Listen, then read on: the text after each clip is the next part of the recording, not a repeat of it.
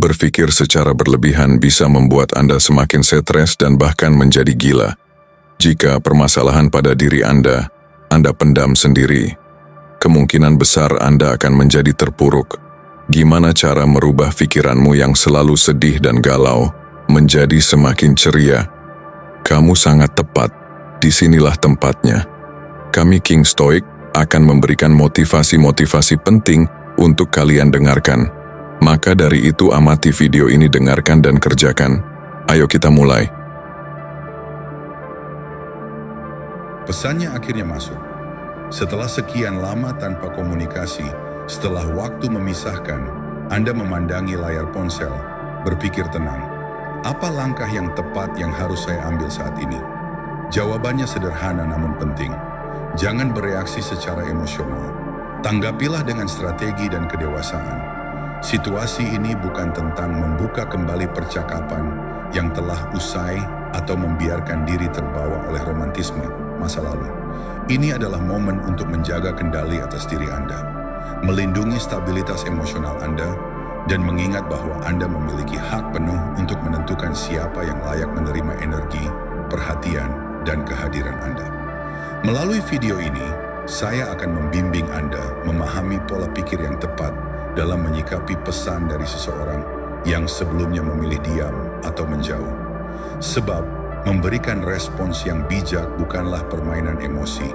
Ini adalah bentuk integritas pribadi.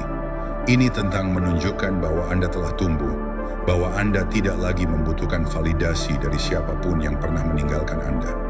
Jika Anda siap untuk menghadapi situasi ini dengan kematangan, harga diri, dan kejelasan arah, mari kita bahas langkah-langkah yang akan memperkuat posisi Anda dalam momen ini.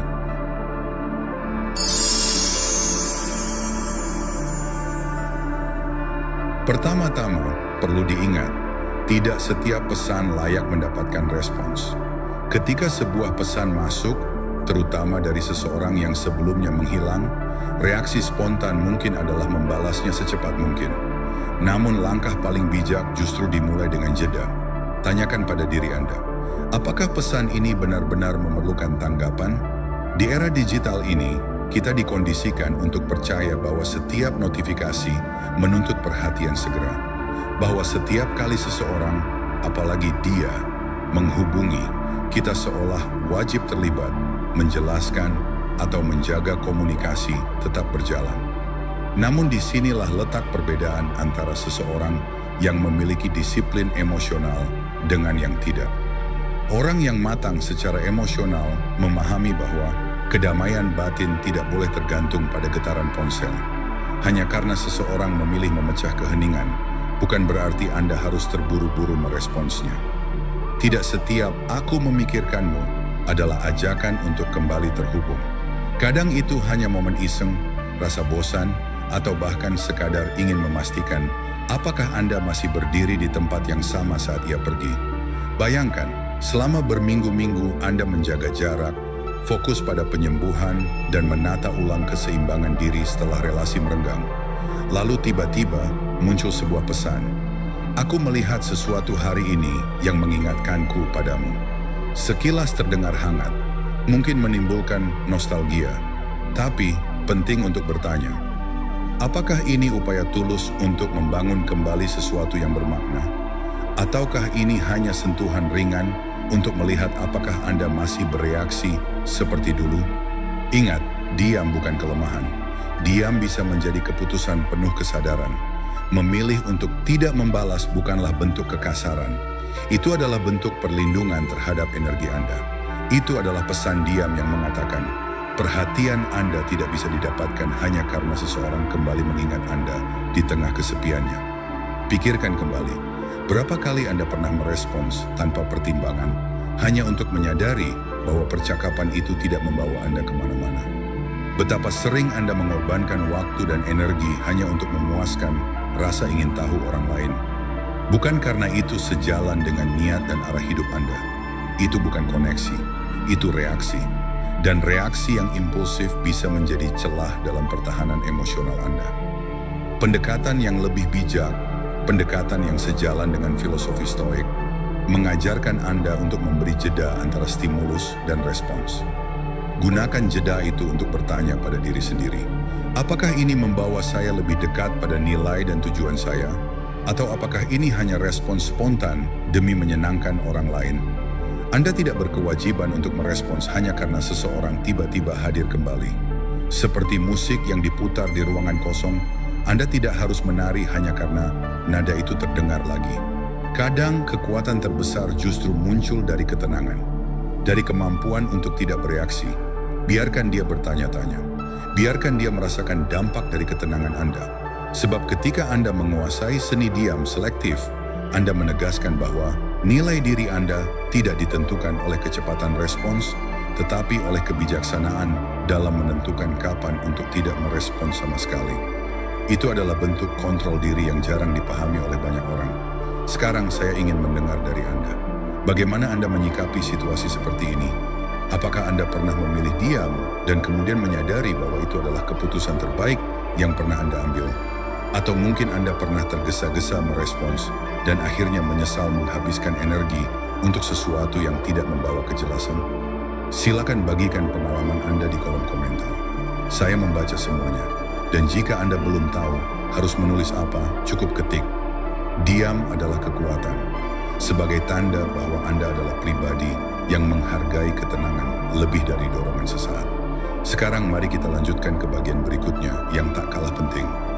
Bagaimana membaca makna tersirat di balik pesan yang ia kirim? Karena seringkali kata-kata hanyalah permukaan dari maksud yang sebenarnya. Nomor 2, nilailah niat, bukan sekadar kata-kata. Ketika seseorang mengirimkan pesan seperti, "Hai, apa kabar?" Swing itu terdengar ringan, ramah, bahkan mungkin hangat. Namun disinilah banyak orang tergelincir karena terlalu cepat mempercayai permukaan tanpa menyelami kedalaman makna yang sebenarnya terkandung di balik pesan tersebut. Banyak yang ingin mempercayai apa yang ingin mereka dengar, bukan apa yang sebenarnya sedang dikatakan atau mengapa hal itu dikatakan. Perlu disadari bahwa kata-kata itu mudah. Siapapun bisa mengetik pesan, mengirim sapaan, atau memulai percakapan kapanpun mereka mau. Tetapi pertanyaan pentingnya adalah, apa motivasi di balik pesan itu? Apakah ia benar-benar ingin membangun kembali sesuatu yang bermakna? Ataukah itu sekadar upaya untuk memastikan Anda masih ada di tempat yang sama, masih tersedia, masih bisa diandalkan untuk mengisi ruang kosong emosional saat ia membutuhkannya? Individu yang hidup berdasarkan kebijaksanaan tidak bereaksi karena kata-kata terdengar akrab atau nyaman. Ia berhenti sejenak, ia mempertimbangkan, ia menyadari bahwa tidak setiap "aku merindukanmu" berarti ingin kembali bersama. Dan tidak setiap perhatian mendadak adalah ekspresi kasih tulus.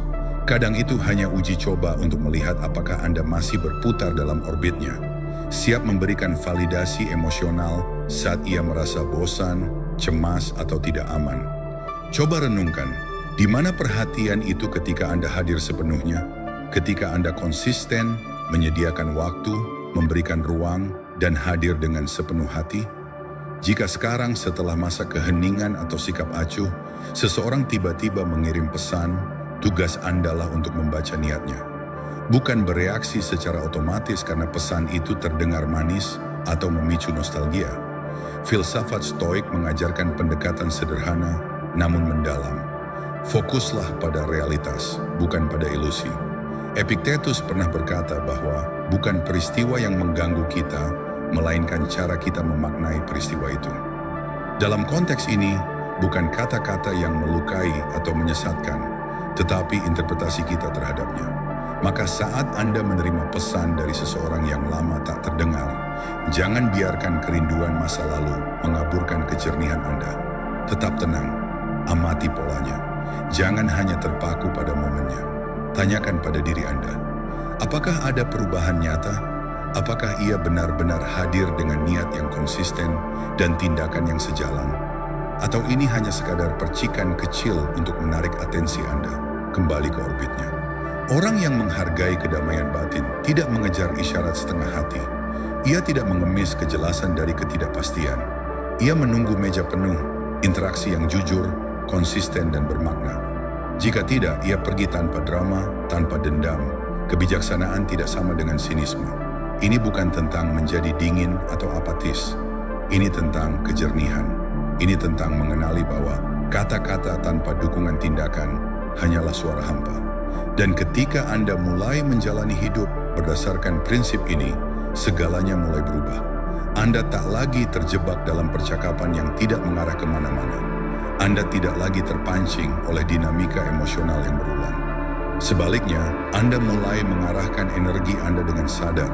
Anda memilih dengan hati-hati kemana fokus Anda pergi. Karena pada akhirnya, ini bukan tentang apakah seseorang hadir ketika mereka ingin berbicara. Ini tentang Anda yang tetap setia pada standar Anda, ketenangan Anda, dan kejernihan Anda sendiri. Itulah bentuk kekuatan sejati, dan itulah bagaimana rasa hormat diperoleh. Bukan dengan membalas setiap pesan, tetapi dengan menilai niat di baliknya dan memilih secara bijaksana apakah pesan itu benar-benar layak mendapatkan ruang dalam dunia batin Anda.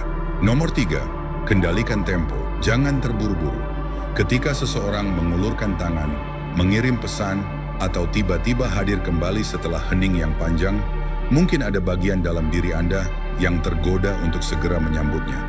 Ini manusiawi, rasa penasaran, harapan, dan kenangan yang pernah tumbuh dapat dengan mudah membangkitkan dorongan untuk segera membalas. Namun disinilah kejatuhan kerap dimulai, bukan karena niat Anda buruk, tetapi karena ritme Anda tiba-tiba berubah dan bukan oleh Anda sendiri. Banyak orang begitu melihat nama seseorang yang pernah berarti muncul kembali di layar mereka, kehilangan pusatnya. Mereka terburu-buru membalas. Mereka ingin menjaga percakapan tetap hidup, membayangkan bahwa ini mungkin adalah kesempatan kedua. Tapi pertanyaannya adalah, siapa yang menentukan kecepatannya? Apakah itu berasal dari ketenangan batin Anda atau dari emosi yang terpicu oleh waktunya? Individu yang berakar dalam kedewasaan batin tahu satu hal penting. Hanya karena seseorang mengetuk pintu, bukan berarti Anda harus langsung membukanya. Ketenangan bukan berarti penolakan. Keterlambatan bukan berarti bermain tarik ulur. Ini adalah bentuk kehormatan terhadap ritme alami Anda sendiri. Mengendalikan tempo adalah tentang tetap berdiri di tengah arus, tidak terseret oleh antusiasme sesaat atau ketakutan akan kehilangan. Bayangkan seorang bijak yang sedang mengamati badai dari kejauhan. Angin mungkin menderu, petir menyambar, dan langit menggelap. Tapi ia tidak panik. Ia tidak terburu-buru mencari perlindungan. Ia bergerak hanya saat waktunya tepat, bukan saat emosinya mendesak. Inilah prinsip yang sama ketika seseorang dari masa lalu muncul kembali. Anda tidak membalas karena gelombang kenangan menampar hati Anda. Anda merespons jika dan hanya jika kedamaian Anda tetap utuh saat melakukannya. Mungkin ia berkata, "Hai orang asing," atau "Tadi aku kepikiran kamu."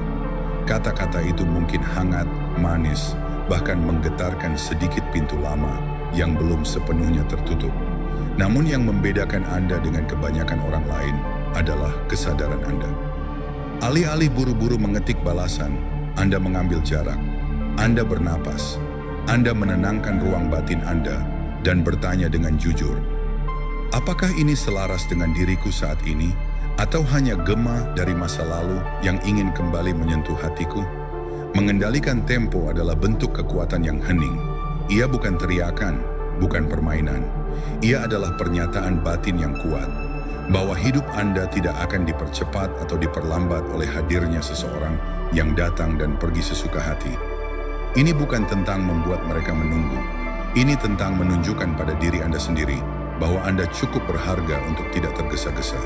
Karena bila Anda segera membalas hanya karena ia hadir kembali, Anda sebenarnya mengirim pesan tanpa kata, bahwa ritmenya lebih penting dari ritme Anda sendiri, bahwa kehadirannya mendikte arah, bukan Anda. Dan disinilah kekuatan Anda mulai terkikis sedikit demi sedikit, bukan karena niat Anda lemah, tetapi karena kesadaran Anda terlena oleh kerinduan. Jadi lain kali ketika seseorang mengulurkan tangan, jangan buru-buru mengartikannya sebagai lampu hijau untuk berakselerasi. Anggap saja itu sebagai latihan bagi disiplin Anda, ujian bagi kesabaran Anda. Lihat apakah Anda mampu menjaga tempo Anda sendiri dan tidak membiarkan ritme orang lain membelokkan arah Anda. Karena mereka yang teguh tidak hidup untuk membuktikan sesuatu kepada siapapun. Mereka hadir dengan sepenuh jiwa saat waktunya tepat, bukan karena dorongan, tetapi karena pilihan yang penuh kesadaran. Dan pada akhirnya itulah ciri dari pribadi yang membumi. Ia tidak mengejar validasi. Ia tidak terpancing oleh kehadiran yang tidak konsisten. Ia berjalan dalam ritmenya sendiri, dengan keyakinan bahwa apapun dan siapapun yang sejati akan menemukan jalannya dalam kecepatan yang sama. Nomor 4. Rasa ingin tahu. Bukanlah komitmen. Tidak semua pesan yang datang dari masa lalu berarti sesuatu yang besar. Tidak semua ketukan di pintu hati adalah undangan untuk masuk kembali. Kadang, itu hanyalah gema dari sebuah rasa ingin tahu yang lewat. Masih suka datang ke tempat itu? Atau, tadi aku teringat saat kita... Kalimat-kalimat seperti ini seringkali hadir bukan karena ada keinginan untuk membangun kembali, tapi hanya untuk memastikan bahwa Anda masih di sana, masih bisa dijangkau, masih bersedia memberikan sedikit ruang dalam hidup Anda. Dan sayangnya, terlalu sering kita salah mengartikannya sebagai awal dari sesuatu yang lebih dalam. Namun disinilah titik kritis kesadaran mulai mengambil peran. Seseorang yang telah tumbuh dan membumi dalam dirinya tidak lagi membiarkan detak halus rasa ingin tahu mengaburkan batas antara koneksi dan komitmen. Mereka tahu tidak semua ketertarikan berarti keterlibatan.